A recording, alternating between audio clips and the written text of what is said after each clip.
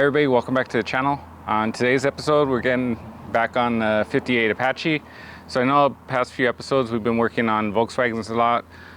So I figured we'd take a change and go back to working on the trucks. So bring the 58 Apache back out. And last time we worked on this, we did a Will It Look Good episode. I'll have a link below to that episode if you didn't see it. Right now, well actually no, we did a Will It Look Good, and then we did a pseudo Will It Run where picked up a good running 350 small block and a 400 trans for it, and we got that running outside of the truck. So right now, on today's episode, we'll pull the engine and trans that it has in it out. It's got a 283 with a manual trans, pretty much original to the truck. I don't know if it's the actual original block, but it's all original mounting, hardware, everything like that. So it doesn't look like it's really been messed with, but we'll pull all that out, get a tubular cross member in, and get everything ready to mount the 350 small block and 400 trans. So let's get started pulling everything apart. Take the hood off. I got the A-frame ready. They'll help us out. Again, if you haven't done so already, please like and subscribe down below, and let's get started. So I'm gonna get started by pulling off this hood. Give me basically as much clearance as I need, especially when I pull the engine out. I kind of want to go straight up with it. This way I don't hit any of the core support or anything like that. So let's get some penetrating fluid on the bolts, get the hood off, and then we'll probably start taking radiator out and anything else, detach anything that's connected to the engine. While I'm in here, I'm gonna pretty much just throw penetrating fluid on any of the bolts I'm gonna get to next. Like I said, the radiator, stuff like that.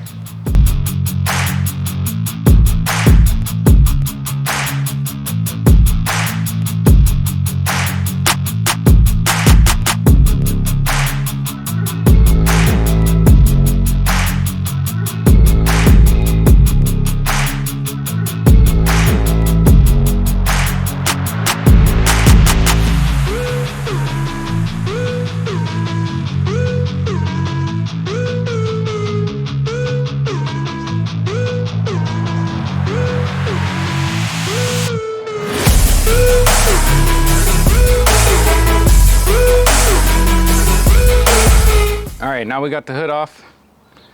I'll take the radiator out. Probably give you a once over. This way, I don't remember if one of the other episodes, if I showed you what it looks like underneath here, but it looks nice. I mean, pretty much looks nice, preserved, untouched. But let me give you a once over before we start inking everything out. All right, so here's a close up on the engine bay. As you can see, I mean, pretty much all original. All the harnesses were nice and intact. Nothing's been tampered with. It's a 283.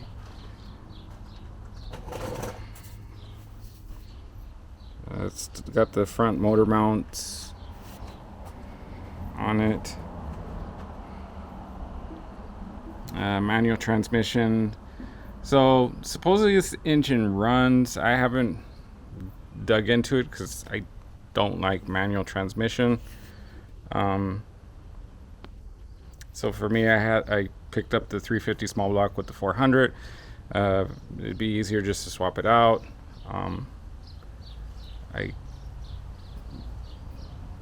don't want to waste my time even trying to do a Will It Run on this one. I could probably sell this if it does run for what I got into the other one that I picked up, and then be happy because I have an automatic in here and, you know, just be comfortable cruising it. So I figure I would give you guys a chance to look at it before we pull it all out. Like I said, it's a pretty unmolested truck. You can see all the harness is nice and intact, radiator, nothing's been really rigged on this truck over the years. So let's be the first ones to do it.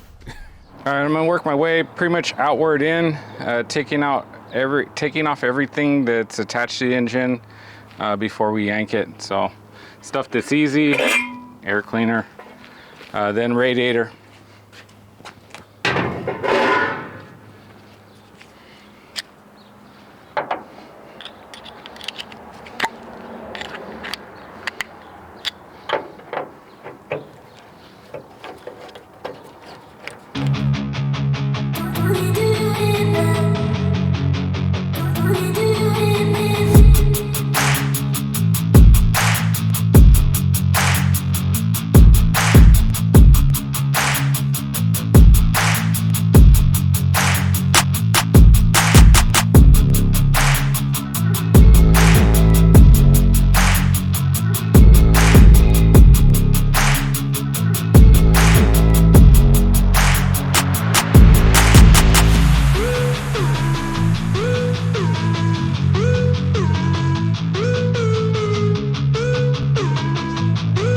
Upper radiator hose, the water neck, or the water outlet neck just cracked off in.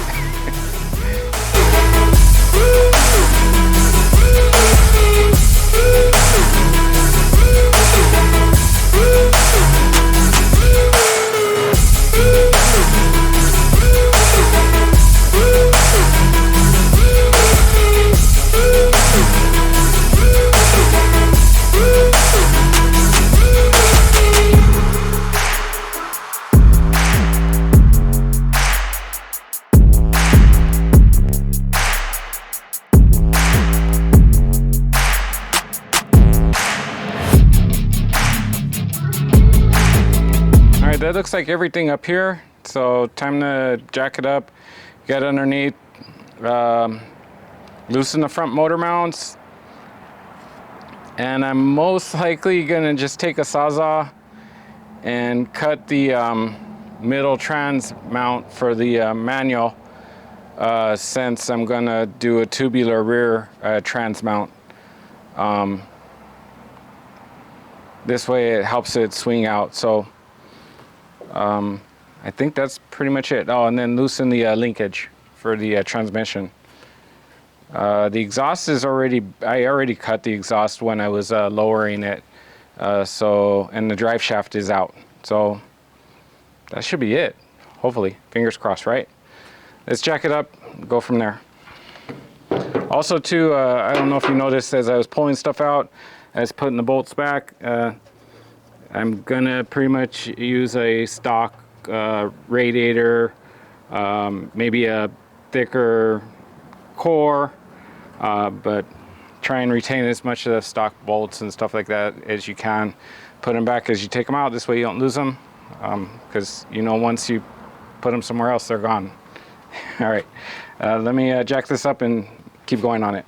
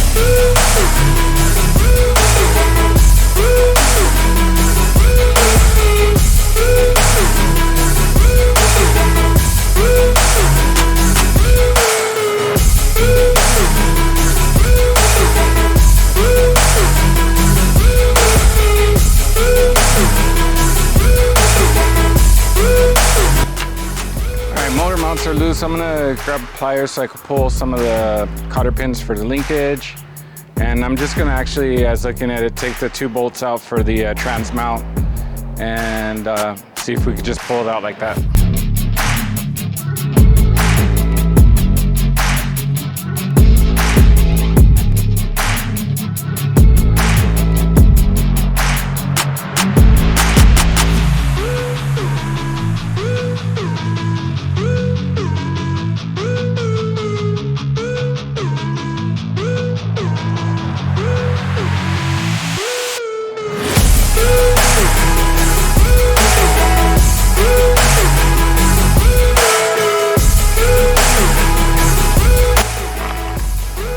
looks to be everything. I'm only gonna know once we start pulling it if anything snags up. But it looks to, I seem to have gotten all the linkage and trans mount and everything. So let me get a chain on it, start pulling it and see if anything hangs up. Hopefully not. Like I said, I think I got everything. So let me get a chain. All right, so I got a chain on the engine now. So it's pretty much time to pull it out.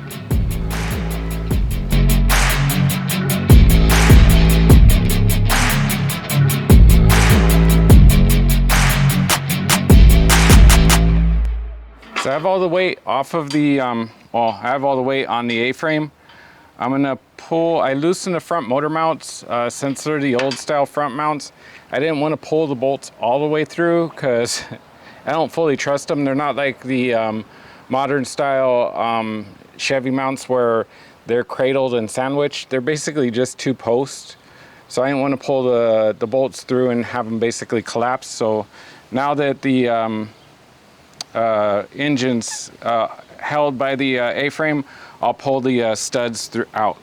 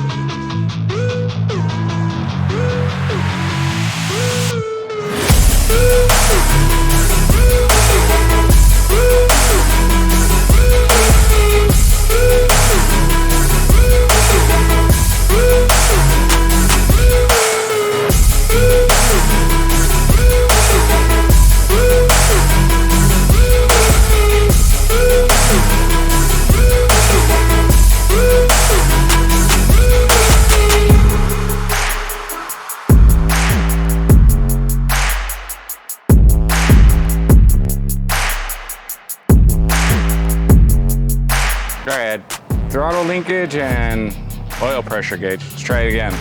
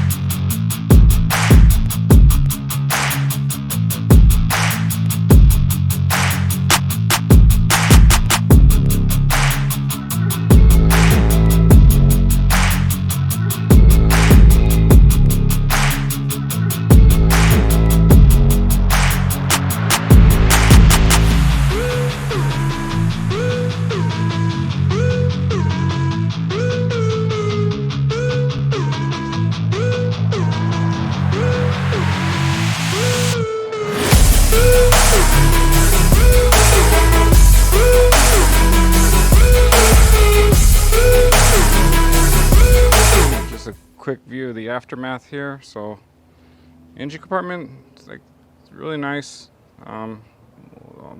detail out the firewall as far as pressure washing it and scrub it a little bit, but I'm going to keep it the same color as the rest of the truck. Again, pressure wash the inner fender wells and everything. But you'll notice I already tossed in the front cross member for the engine. So it's a tubular front bolt-in front cross member. I had tossed this in.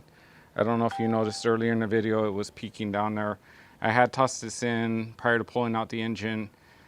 Since this truck already had a small block engine, I used the engine that was in it to reference mounting this, kind of cheating.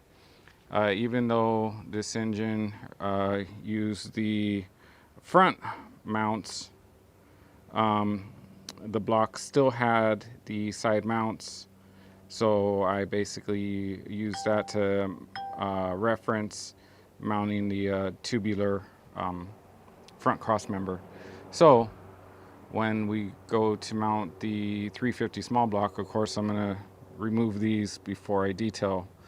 These just basically in bolt. I'll remove these before we detail everything.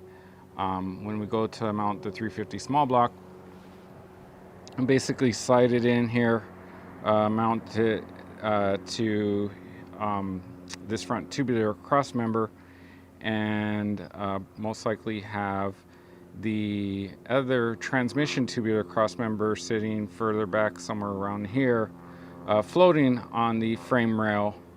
So basically not bolted in, but just sliding forward and back on the frame rail, bolt it onto the trans, and that will locate it at that point.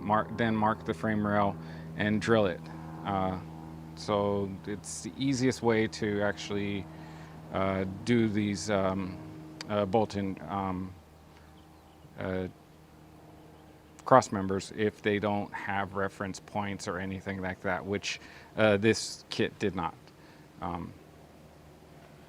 So again, that's the aftermath of our pullout, and there's the actual pullout.